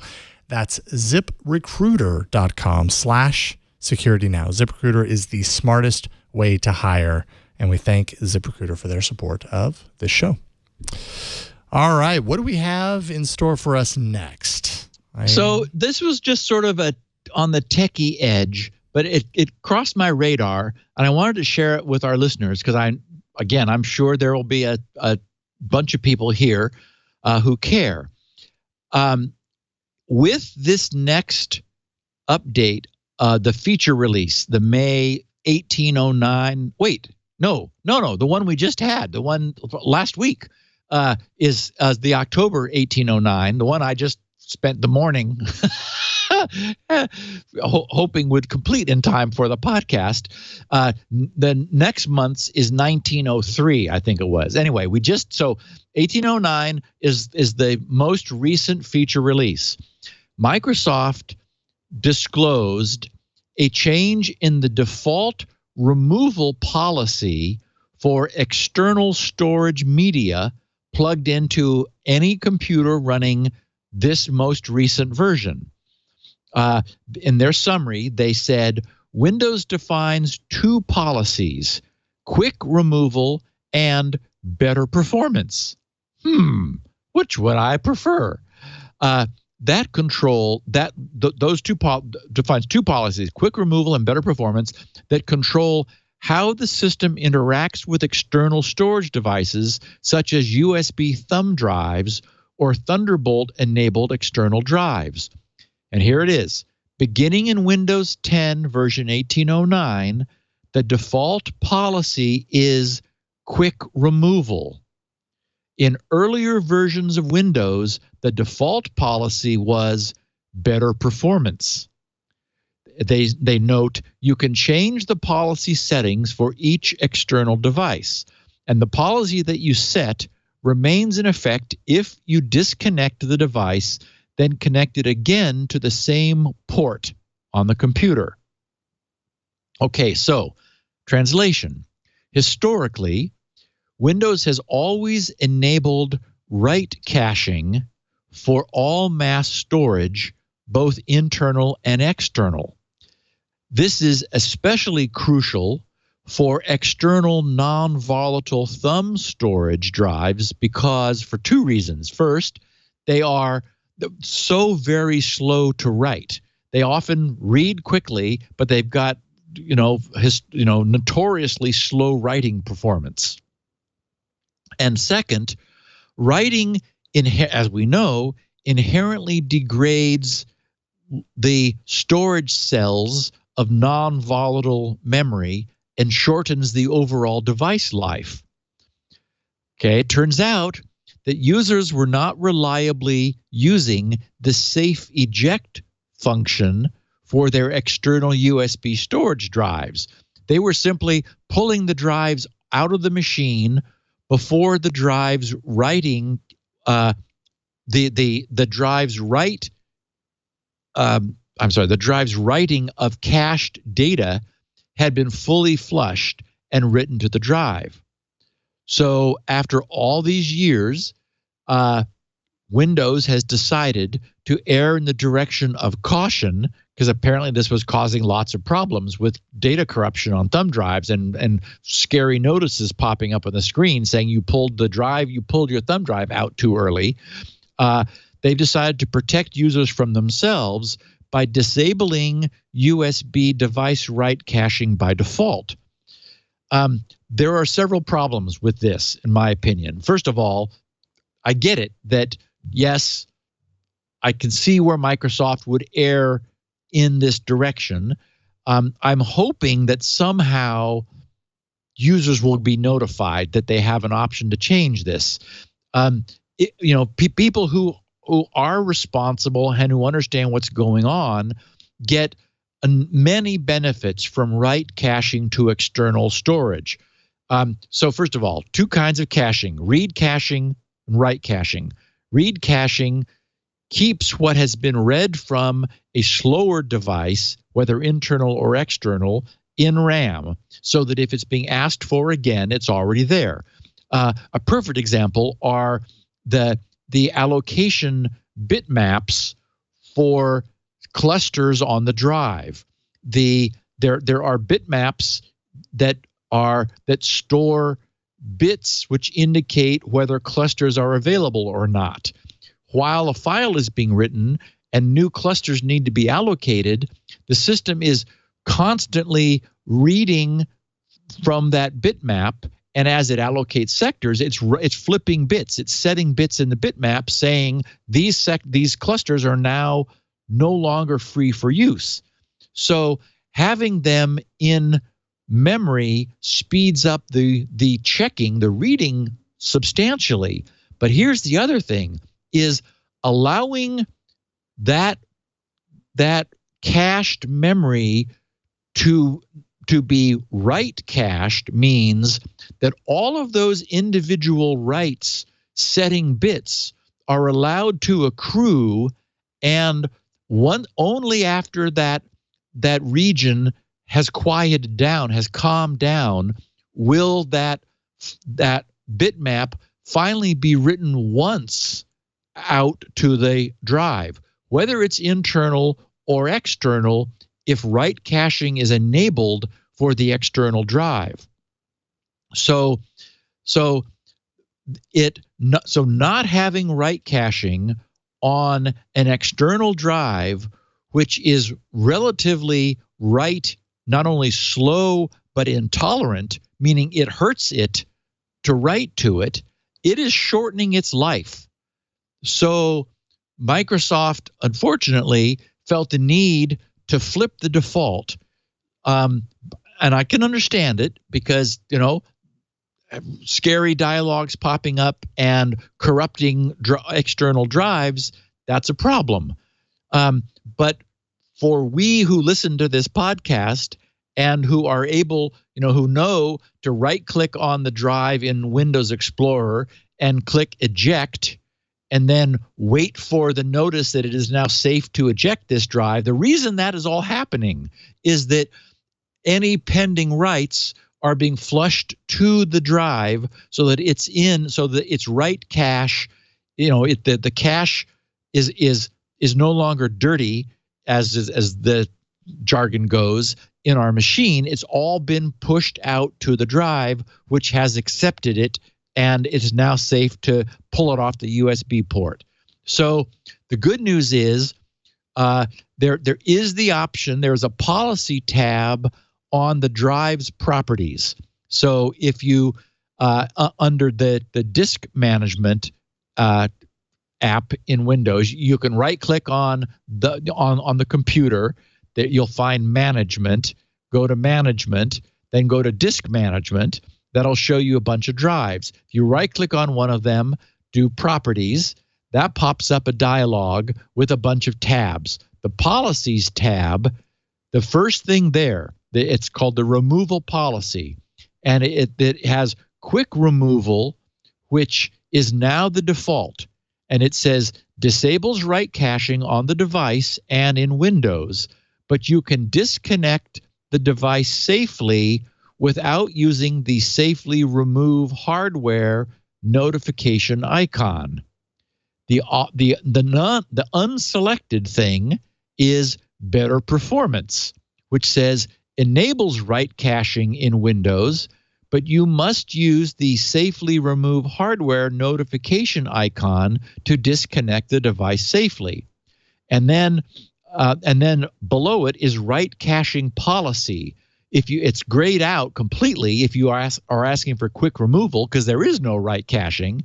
If you select better performance, then the write caching policy options light up, and you have the option of enabling. It says enable write caching on the device. Improves system performance by enabling write caching on the device, but a power outage or equipment failure or removing it prematurely might result in data loss or corruption.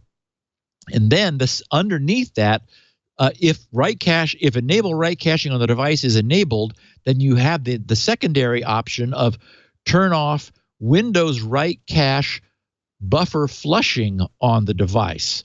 And it says to prevent data loss, do not select this checkbox unless the device has a separate power supply that allows the device to flush its buffer in case of power failure.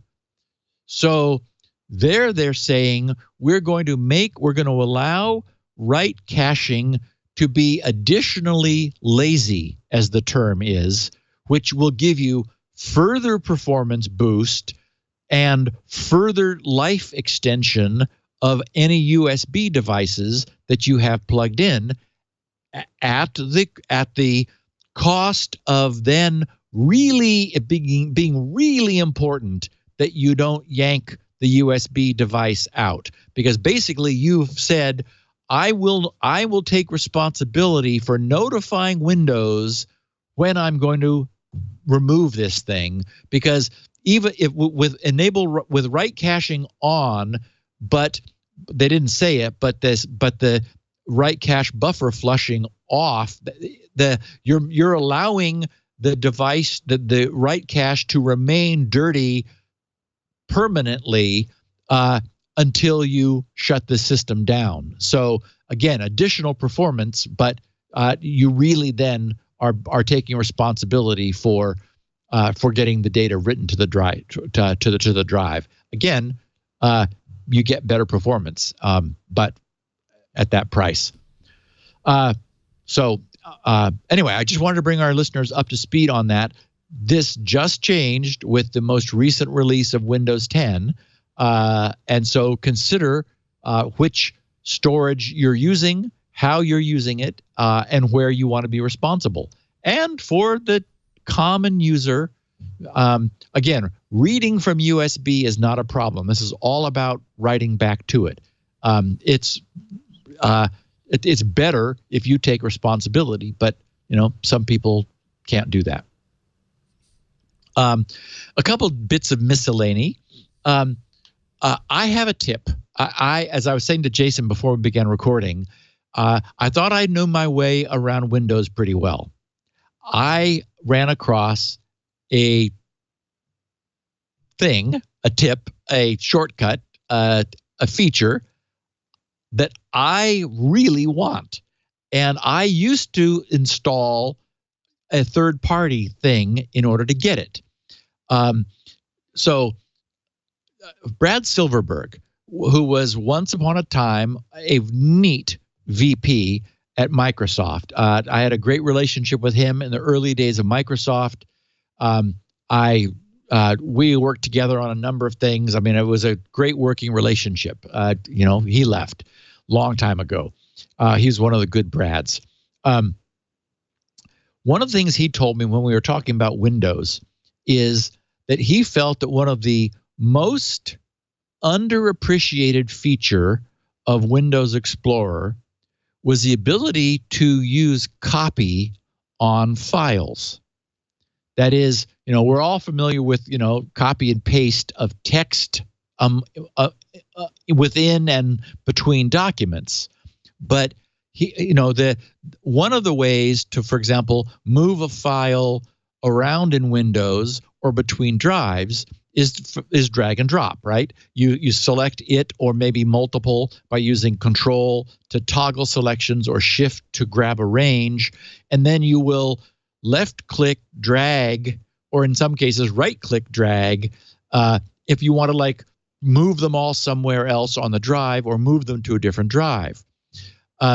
He was noting that, and it is certainly the case, that there are instances where the drag and drop style is inconvenient. For example, especially later in Explorer, sometimes you have to maneuver or navigate to a different area of the file system, and you'll lose your highlighted selection, or it'll be off the screen or something. Well, Brad noted that something that I have used a lot is you can right-click on that file or files and, for example, select copy, and nothing happens except that the system remembers that set of files that you have kind of like pre-copied, and then you go somewhere else, select a drive, right-click on it, or select a directory, right-click on it, and click paste, and it performs the equivalent operation of having done a drag and drop between those two locations. The point was, he thinks that's really cool. He really felt that was underappreciated, and so I assume our listeners knew about it, but if not, there's a really cool tip. But on my Windows XP machine, which died, I had I think it was a tool from Microsoft in the old days that was send as. It was an add-on to the properties menu of files that allowed you to send to clipboard as, and that's what it was. And so you could send things to the clipboard as. The one I used all the time was like I would right-click on a file name that was a long file name with spaces and hyphenations and nightmares way down some gnarly path in Windows, and I would right-click on it and say, send to clipboard as name. And what that would do is it would paste the entire path and file name as text onto the clipboard, which is super handy because you could then paste it into email. If you're a command prompt guy like I am, you could do Alt space and then EP for edit and paste, and it would paste it into your into wherever the cursor was in on the command line and so forth. Anyway, as our listeners know, my Windows XP machine died. I'm now on Windows 7. Yesterday, I had exactly this problem, and I had not yet dug up that copy to clipboard as widget. It turns out it's built in. It is built into Windows. It's always been there, and I never knew about it. And here it is. If you right-click on a file, you get the standard list of things, cut, copy, paste, whatever, properties, and so forth. If you hold the Shift key down when you right-click, one additional item is added to that context menu, copy as path. And so rather than copying the file the way Brad talked about as being a cool way of getting ready to paste it somewhere, or maybe in some cases you could even use cut in order to do a move. If you hold Shift key down when you right click, you get one more item on there, copy as path. And so my world is complete. Why we have to work so hard for that one extra thing to appear in the context menu? Wouldn't that be nice just for it to have it there? It's a menu. It's another item. I know. I agree. But now our listeners know that they can hold Shift down when they right click and grab, copy the entire path name of the file. That's like, yay. Yes. So I have shared a tip. And I'm looking at time and what we have left to do. So let's do let's talk about built-in click tracking going mainstream. As I teased at the top of the show, this came to my attention because the current version of Chrome 73 has this enabled but can be disabled. That can be disabled is no longer true in the staged but not yet released 74 and in the much more raw Canary 75. We're losing the ability to turn this thing off. Firefox has it off. It can be turned on. Brave, which is the privacy-focused browser, as we know, doesn't even allow you to turn it on. It's just not an option. Okay, so here's what's going on. In the HTML tag, probably the very first, I guess there had to be HTML and title and body. Those tags had to exist in order to create a page. But the other one was the A tag, right? Just the open angle bracket A. Then you say space, href equals quotes, and then a URL, close quotes, then you close the angle bracket, and then you have like the name of the link, and then you close the enclosing A tag, and that's you just created an HTML link, which when you click it, takes you to where it jumps your browser to where that URL is referred to. That's the whole hypertext, web that was originally envisioned by Tim Berners-Lee. So anyone who's done any HTML coding knows about that. It turns out that there are many options that can also be added to that A tag, inside that A tag, in addition to that href. If we click on the link, what we're really telling the browser is reload this page with the contents of the URL at that domain that were provided by the server at that domain. So if we're clicking on links on the same site, well, then the server knows that's what we're clicking on. I mean, it knows that we're moving around its site. if we click on an off-site link, what we're doing is we're telling our browser, reload this page with the contents of a page on a different server from a different domain. And essentially, we are leaving that site. So we might suggest that it's not any business of the site we're on where we went. And in fact, the site we're on would not know. Because we're on our browser on text that our browser has loaded, and we're clicking on a link that takes us to a different domain. So we have the right to do that. But of course, Google, for example, would disagree strongly with that philosophy.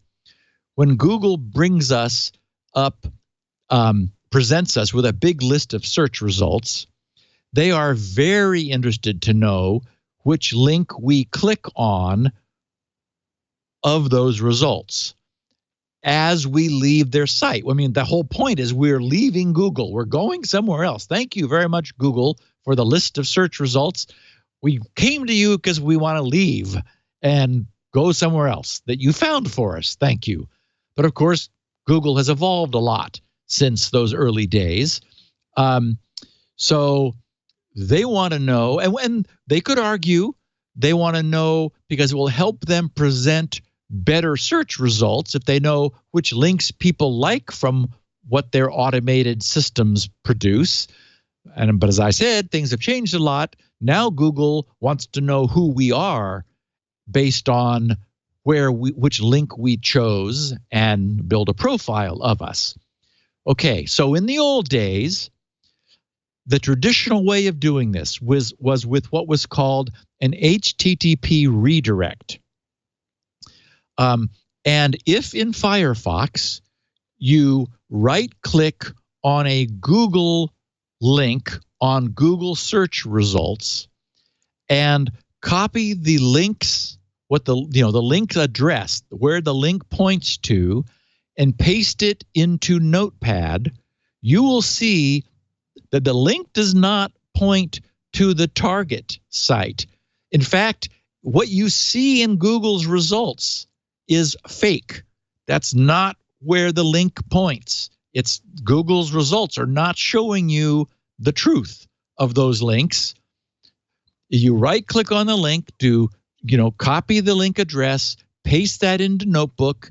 What you get is something entirely different. It refers to www.google.com, and that link's actual destination is way back somewhere in the URL's tail.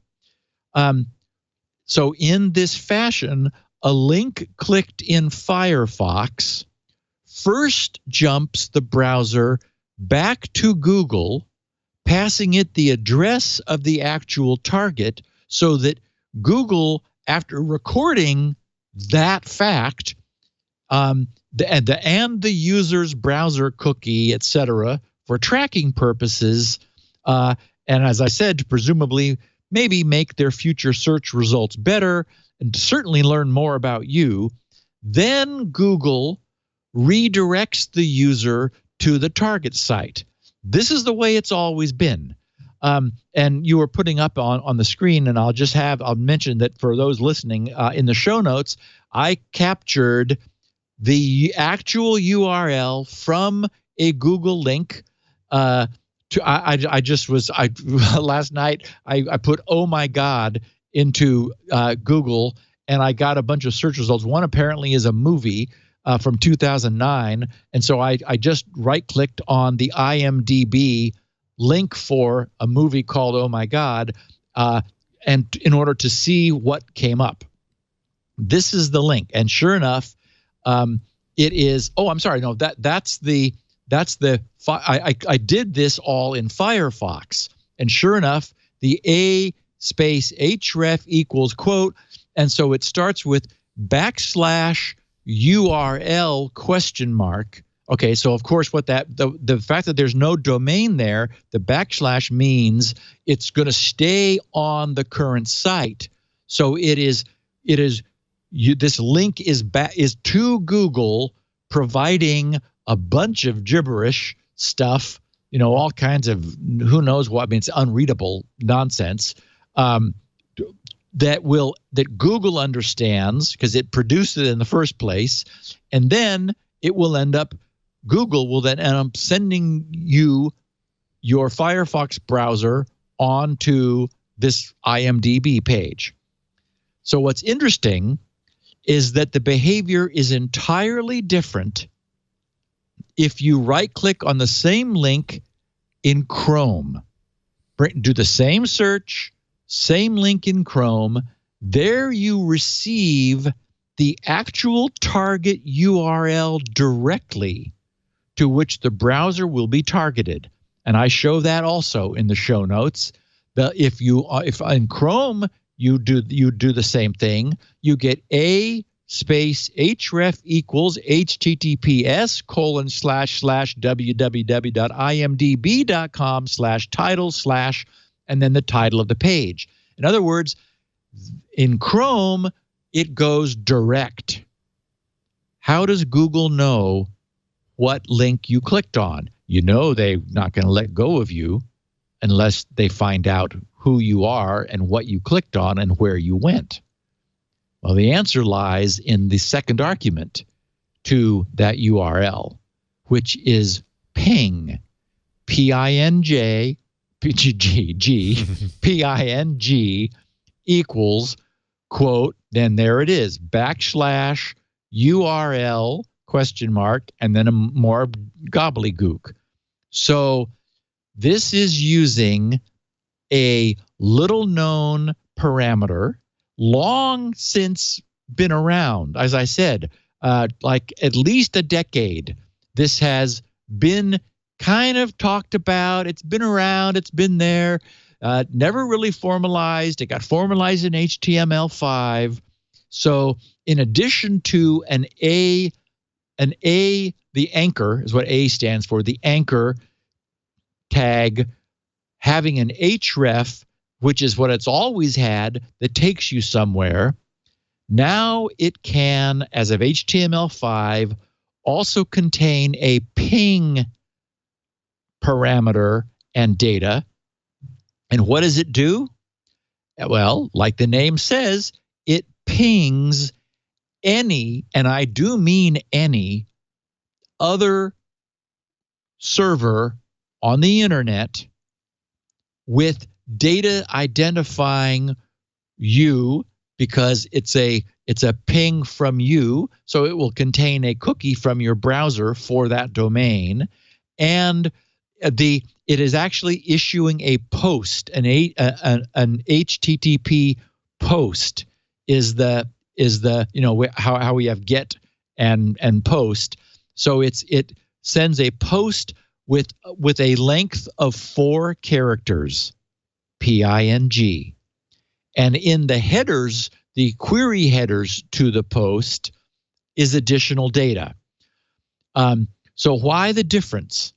Because Google knows that Chrome, their own browser, supports native URL following ping tracking, so that it doesn't need to bother with the time-consuming URL redirect dance.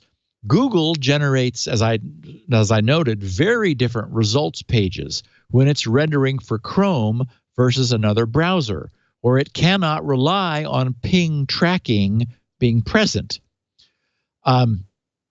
So it was at least 11 years ago I found a reference to it. And unlike URL redirection, which is, I would say, arguably being abused in a way similar, as I mentioned at the top of the show, in a way similar to how third-party cookies are being abused, where URL redirection URL redirection itself has many non-tracking purposes. Ping tracking has no other purpose than tracking. That's what it does. It sends a ping when someone clicks a link, and it sends a ping somewhere else when someone clicks a link. So for many years, the purists doing the web engine development held out and kept ping tracking marginalized and was not something that could be relied upon as being present. That's true even today over in Firefox. But as with so many other skirmishes, that war against tracking is being incrementally lost. In today's Chrome 73, as I mentioned, it's enabled by default, but it can be disabled as of 74 and 75, and presumably hereafter, it's just there. It's part of the protocol, it's part of Chrome, and it'll be on. And one has to imagine that'll be the case with Microsoft's adoption of Chromium. Apple Safari also has it stuck on, as does Opera. So at the moment, Firefox and Brave are the two holdouts. They both have it disabled by default. Firefox does have the option to enable it. Oh, and get a load of this. The parameter in the ping, the parameter list for ping is actually space-separated URLs. So you not even one, but multiples are allowed. So essentially, this I'm confused by my notes. I said that the post contains a single word ping because I had the details here. Its query parameters provide ping from and ping to, and the content type as text/ping. So it is made for tracking. That's its purpose. So what I found most interesting is that there is also no same origin policy control over ping destinations. The browser is not constrained to only ping back to the page's origin domain. The page can instruct the browser to ping anyone, anywhere that the page's code requests. And at first blush, as I was thinking about this might seem irresponsible of the designers, but I'm sure those arguing for this flexibility noted that URL redirects can also jump to anywhere without restriction. So why artificially restrict the built-in facility that's being offered up as it is arguably cleaner, if a bit creepier, replacement, that is, in the URL ping argument. The two things that it has going for it is that I do agree that it's cleaner. That is, the href shows the actual destination of the link, and then the ping shows the site or sites who are going to be notified when you click on that link. So it's a little more straightforward. The other thing, though, is, I think this is, the part of Google that is really wanting to optimize and improve speed and improve security, and there's a lot of Google that is that way. This allows these processes to be done in parallel, which I would argue makes it worthwhile. A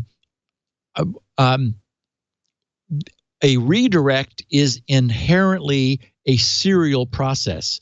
In the case of clicking on a Google link, you are going to Google, you're staying on Google, pulling up, like making a query to Google that then logs whatever it does, figures out all of this gobbledygook in the URL, and then it gives your browser a 302 redirect to the destination, and you go there. I would argue that doing this in parallel probably gives the user a snappier response, because their browser is immediately jumping to the site given in the link, and the documentation makes it clear that the ping is done asynchronously in parallel, thus not delaying their arrival at the new site by bouncing them among one or more tracking sites first. I don't know if anyone has ever noticed their browser's URL address field when this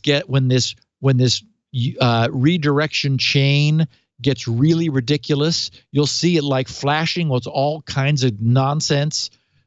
Sometimes that occurs. You'll notice it like when a site is unresponsive or slow, your browser has a chance to update the URL field, and it's like, what the heck? And then you may, if you're lucky, finally get to where you're going. Well, that obviously delays you getting to where you want to go, and so the use of ping instead of this at least allows this to be done in parallel, and doesn't allow any of the redirection sites to waylay you if they would want to, because of course your browser is turning as it jumps from one of these to the next in a redirect chain, is turning control over to that site. It doesn't have to forward you on to the destination if it didn't want to. So this is cleaner from that standpoint, and probably faster. So I don't know when Firefox and Brave will finally capitulate. I think that they might as well do so, frankly, although it would be sorry to see it happen, because redirection chains work to solve the same problem, and they cannot be blocked without breaking lots of other useful things. So I don't like the idea of like making tracking explicit like this. It seems like we've lost another bit of our online freedom. But as I said, it reminds me of the way things once were with JavaScript, where it was practical to turn it off and turn it on only on sites that needed it. Now you really can't use the web without JavaScript running code on your browser. So I think similarly, there is no practical means of blocking tracking unless you really, really want to spend your life trying to do so. I just think this is a battle that the modern web has forced us to lose, and so those of us who consider ourselves purists are like, well, okay. I would argue we do get something in return, which is faster response because this tracking can now be done in parallel, not in series. At some point, I think Firefox and Brave, maybe not Brave. Brave may just hold out, although in this case, they're not really giving us any substantial privacy improvement, because as we've seen, Google issues a URL with redirection if it can't use ping. So we might as well just let it use ping and have our links followed more quickly with the pinging happen asynchronously and in parallel in the background. It seems, I guess what you just said there kind of answers the question that I had, which was just stripping out the ping entirely, but then it's going to fall back on a different tracking mechanism anyways. Right. Yeah, because it seems so easy to just do that. I'm sure that would be very easy to just look for the ping, remove it, but there you go. All right, have we missed anything? I'm digging into the cracks to see if there's any new insecurities. We're at 2 hours, and I think that's our goal in our show. Right on, Steve. Wonderful stuff here. You know all about grc.com. Well, if you don't, you should know all about grc.com. That's where you can find everything that Steve is working on. Of course, SpinRite, which you didn't get a chance to talk about today, but SpinRite, the best hard drive recovery and maintenance tool. You can get your copy there. Information about Squirrel, updates, where you're at, where you're going with Squirrel. People are eagerly following that, and you can find that at grc.com. Audio and video of this show, of course, transcripts of this show that you can only find there, grc.com. And then, of course, our website is twit.tv/SN. There you're going to find also audio and video of all the episodes of Security Now, including this one. If you want to go back in time, you can do that. You can binge on all of the episodes back to back for literally weeks and weeks to get through them all. A surprising number of our listeners do, and and I'm not surprised.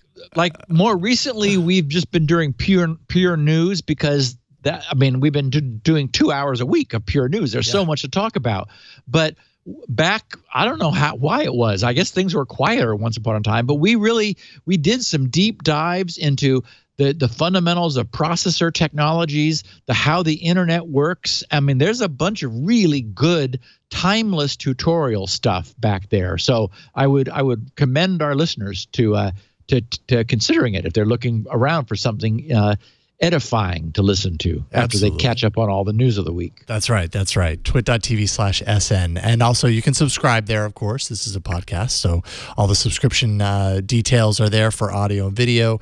If you want to check us out live, this show records live every Tuesday starting at around 1:30 p.m. Pacific, 4:30 p.m. Eastern, 20:30 UTC, although that might be out of date. It might be different from that. Maybe it's 1930. I think it goes between 19 and 20. Yeah, I lose track. It's one of those. Just go to twit.tv/SN. You'll find the actual details. And I'm sorry, I can't be more informational or you'll solve that problem for you right now. But Steve, you've solved many problems for people on this episode. Really appreciate it. It's always fun doing a show with you. Thank you, Steve. Thanks, Jason. We'll see you. Until next time with you. That's right. Until next time. But next week, it'll be Leo returning on Security Now. Everybody. Take care, everybody. Bye. Bye. Security Now.